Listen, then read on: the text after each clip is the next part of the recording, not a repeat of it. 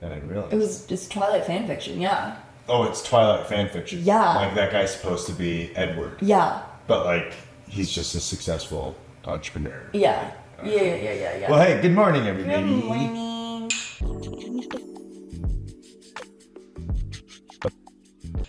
It's Eugene. Hey, man, Murray. Hey. And we're here today with Halfway Fully Caffeinated. And we are sipping. Good job. Chipping, dripping, sipping. We're sipping on Columbia Hula. And it is a watermelon mint flavored. Not flavored. It's a watermelon mint flavored note. And it is very much watermelon mint. Very just delicious. Yeah. Very delicious. Sounds weird. Sounds weird, tastes delicious. And I like your recipe more for that. I do too. Mine. I think it's just a little too grassy because I didn't extract enough. You extracted just the right amount. Per usual, we're here today at 5 a.m. Caffeinating to talk about 2 coffee topics and then 2 non-coffee topics. My coffee topic was bulletproof coffee. Bulletproof coffee. Making it and then talking about how it works. Yeah. And what's yours? My coffee topic was a banana milk latte. Banana milk latte. And then I researched all of it. I can't even remember that. What is it? Mine is the history of punk, which actually is pretty awesome. I'm excited for that. Pretty neat. And mine is the most ridiculous conflicts that started a war. Most ridiculous conflicts. I'm actually very interested and excited about that. Yeah. I think you should start. Okay. And then I'll go with punk after. And then we'll do the banana milk latte. We'll talk about bulletproof coffee. Okay. Yes. Sounds good. Yes. So I start with ridiculous wars? Yes. Okay. Set a timer for 4 minutes. I couldn't narrow it down to 1, so I narrowed it down to my 3 and plus 1 anecdotal one if I have time. The first one is the Great Emu War of 1932. This is where in Australia, farmers were having issues with emus eating all of their crops. And so the government's response was to send in the military to kill the emus. What ended up happening is the emus were far more resilient, thank you, than intended, and the humans actually lost the Great Emu War. The emus won that war. I say that's a pretty interesting one. I think that was just more entertaining. That one is more entertaining, but also they literally declared war on birds and then lost. What they could have done is just domesticated the emus, and then you have this massive pet. I don't know that you could for food. I don't know that you could domesticate them. Can you eat an emu though? I don't know. They're big and they're mean and they're scary. It's like trying to domesticate a lion, but in bird form. Yeah, I guess what's more terrifying, like a pissed off bird, like massive bird, or a pissed off lion? I think lion still, but. Yeah, a bird would definitely terrify me. The next one is the War of Jenkins' Ear. So, there were ships, Spanish versus English. Some Spanish dude cut off this man Jenkins' ear. Jenkin kept that ear, kept it in a jar, pickled it or whatever. Lovely. Brought it to the courts of Britain and was like, "Look what they did!" And Britain was like, "Ah!" and started a war with Spain over that. For a guy's ear. Was Jenkins like a Dutch? Jenkins was he royalty or? Captain. He was the captain of a ship. He was just a captain? He was a captain. Like a military captain or just a captain? I think he was a military captain. It seems like there's been worse things that have happened recently and no war has started. Oh, yeah. Interesting. We've become... No, I'm not going to make that joke because I don't want it. Yeah, I was going to say, we've become... Starts with a P, rhymes with ussies. Yeah. I would say we've Back gotten in harder. my day. We've gotten harder skin because I Back guess in my day, we'd have a war over Back in my dropping a day, you quarter. cut my ear off, I'd put an entire 2 countries in war. Okay, one of my favorite ones is the guano war. The guano. Do you know what guano is? Like cat shit or something? Bird shit. Bird shit, alright. It was a fight over guano on this island on the Atacama Desert between Chile and Peru. Literal war over bird shit. I think that is Like they wanted the bird shit? Yeah. Because it was for composting? fertilizer and stuff like that. Who fought in this war? Chile and Peru. It says Bolivia there too. So 3 people. 3 and Bolivia, countries. you're so right. 3 countries Chile, are like, Peru, fuck it, we want and bird Bolivia. shit more They're than all you do. like, Where are they gimme. getting the bird shit from? Why are they... The island, Atacama Island. I'm definitely saying it wrong, and I do apologize. But it's just an island, like in between all 3, So Chile won. and Chile won. My anecdotal one that I didn't write down or get notes on was the pig war. I think is what it's called. Essentially, Britain, American farmer, British land, American farmer's pig ran into British land, ate potatoes, war Between an American farmer and between British, or between the the American and the between the American and the British. It lasted 1 month, and there was one casualty: the pig. What? So it wasn't really a war? Was it a war? They Did called it a declare war. They Was just it congressionally... like military was sent in. Can you say emu one more time? It's emu. It's emu? That's what they in all of my research. It's emu. They pronounced it Like emu. meow? Yeah, Like, not moo. yeah.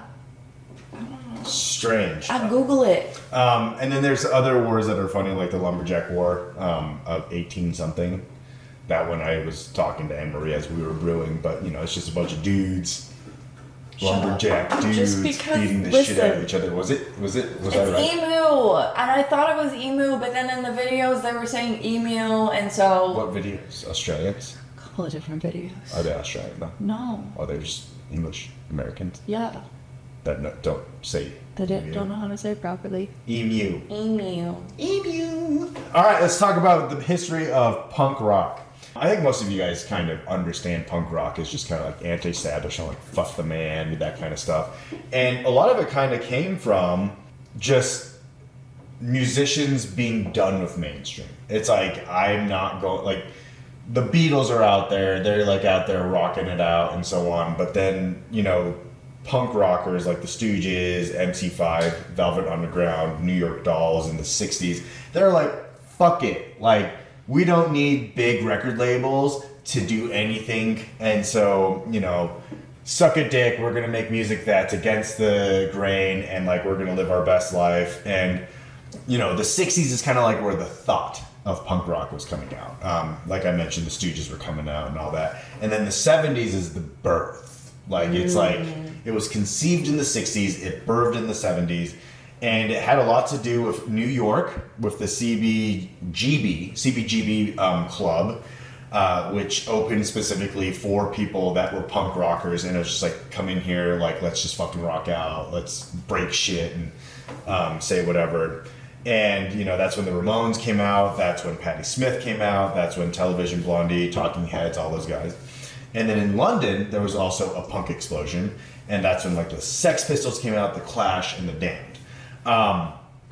There was a major difference between US punk and UK punk, and US punk was artistic rebellion. Like, we're tired of being repressed by big record labels and all that kind of bullshit. We're not going to follow, we're not going to conform. And then the UK punk was a lot more pissed, and it was a lot more political. It was more of a anti-establishment, like against the government. Anti-disestablishmentarianism. And I learned that word before I was 10 years old. Can you tell how my dad raised us? yeah, sure, absolutely. Is your dad a punk rocker? Was he?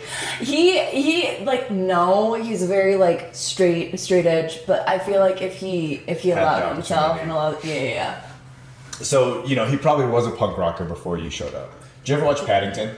Like the first one? No. Oh, it's funny because like the dad in Paddington is like in the movies like super like tight knit, like won't like break out of his routine. But then before his kids, supposedly he was like a big punk rocker, rode a motorcycle, that kind of stuff. But kids show up. 70s and 80s, you know, punk rock just goes like it spreads out like wildfire. You have Black Flag, Dead Kennedys, Minor Threat, Bad Brains, and a little bit more of like punk alternative with Joy Division, The Cure, and The Smiths. And then the 1990s, I hate to say it, like punk rock kind of sells out, in my opinion. Like in the 1990s and 2000s, like punk rock goes mainstream. And then you have like Green Day, The Offspring, Blink-182. And then there is underground punk that comes out. And it's like, to me, not punk that you listen to enjoy the music. It's punk that you listen to say, fuck the establishment again. Yeah. And it's like Rancid, Bad Religion, Fugazi. Those guys came in and it was just like, they were legitimate, like stayed with tried and true trends of punk. And then there was the Blink-182, Green Day, those guys. And like, let's be honest, Offspring, Blink-182, they were fun. They are mainstream fun, but like it's not punk. Yeah. And like punk as a lifestyle, like I think the thing that I think of when I think punk as a lifestyle is SLC Punk, which is... That's a movie, right? Yeah, oh yeah. I've never like, seen it. The punk scene in Salt Lake was pretty vibrant. Like there was a lot of punk in Salt Lake City in the 90s and like a lot of just angst and a lot of just people getting in fights and fucking shit up for no particular reason. Modern punk for today, there's emo and post-hardcore influence. So like emo kind of came from punk. So instead of anti-establishment, it's like, oh, establishment, why? And then do-it-yourself punk lives on. So like there are still people like doing punk underground, and there is a political punk resurgence, like Rise Against and Anti-Flag. I would honestly say that punk does leave a legacy. You know, it's rebellion, and like to be honest, like you know, you turn on something like Beastie Boys, which is more like pop punk. Yeah. But like Beastie Boys, and you just like start driving, and it's just like yeah. It's like let's go like flip a fucking table. Yeah. And let's go tell, you know, Betty outside that fuck her garden. I'm just kidding. Yeah. I would never say that to the lady though.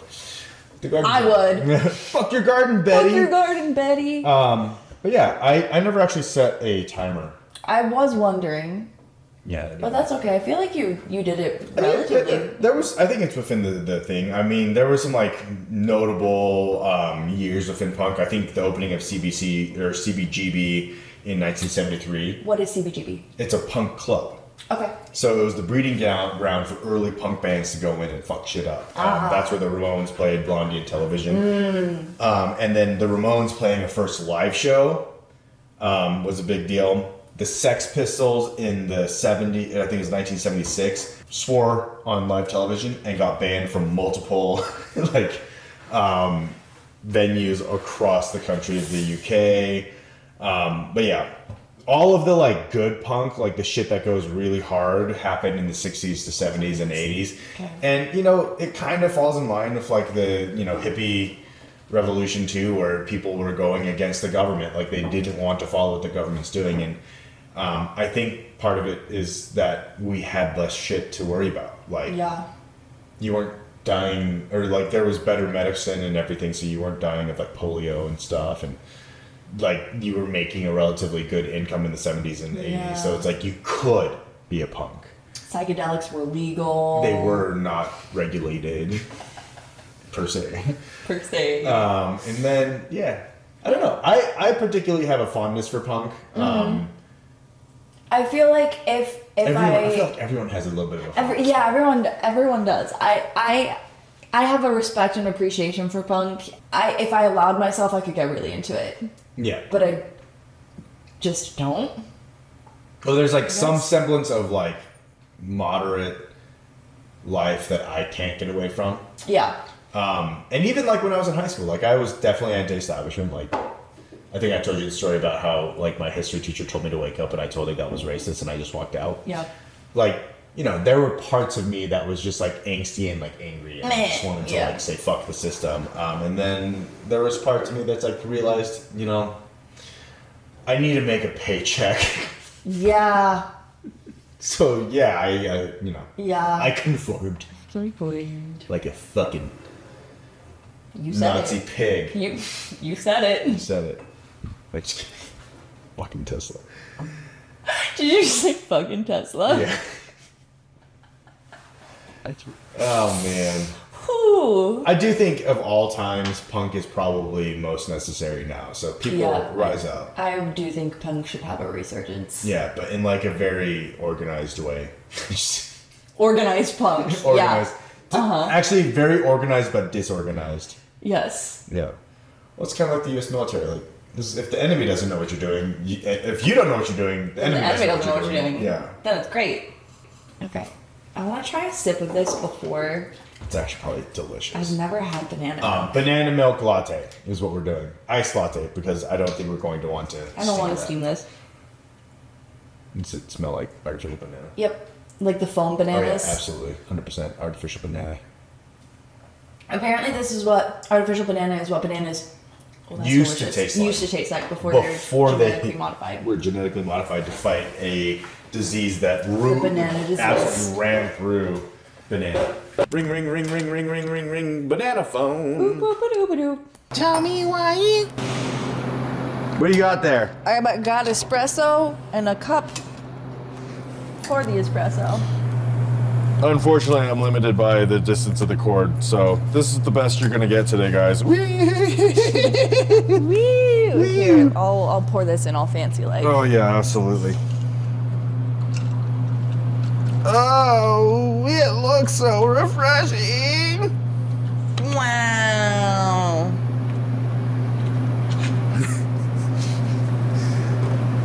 So can we talk about the banana milk trend, where this came from?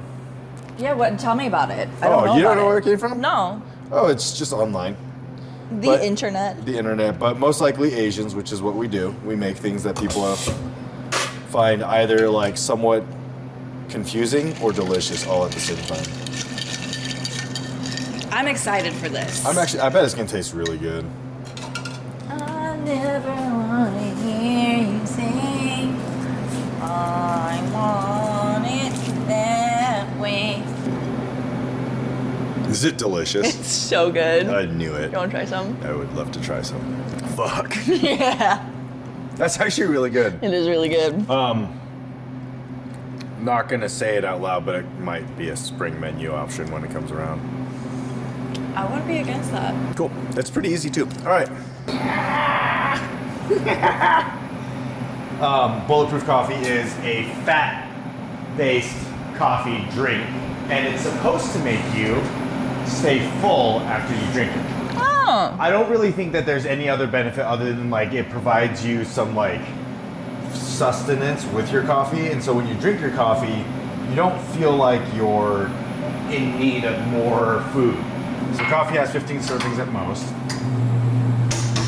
or 15 calories per serving at most, and then the butter adds like 90 calories. And so you get 90 calories of fat, and supposedly the fat digests slower, so then you don't feel hungry as fast. Interesting. Also, the butter kind of acts as like a nice little break between the acidity within the coffee. So it's kind of nice if you don't like super acidic coffee. The butter is actually really helpful to make it less acidic and more palatable for people that like bitter coffee. How does this compare to like a normal latte? I would say you're actually probably getting about the same calories in a latte, just in sugar form. A vanilla latte. Yeah, here we go. Yay! Actually, you know what?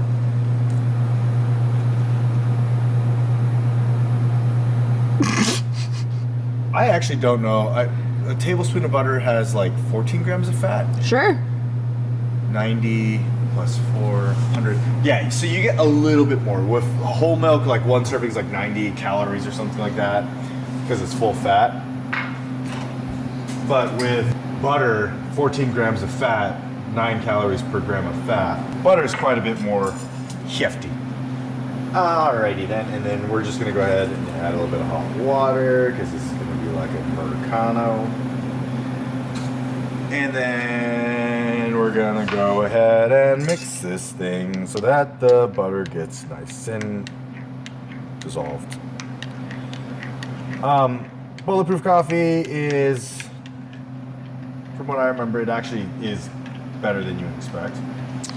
It is, and it also at the same time tastes like somebody put butter in your coffee. I do have a hack for that.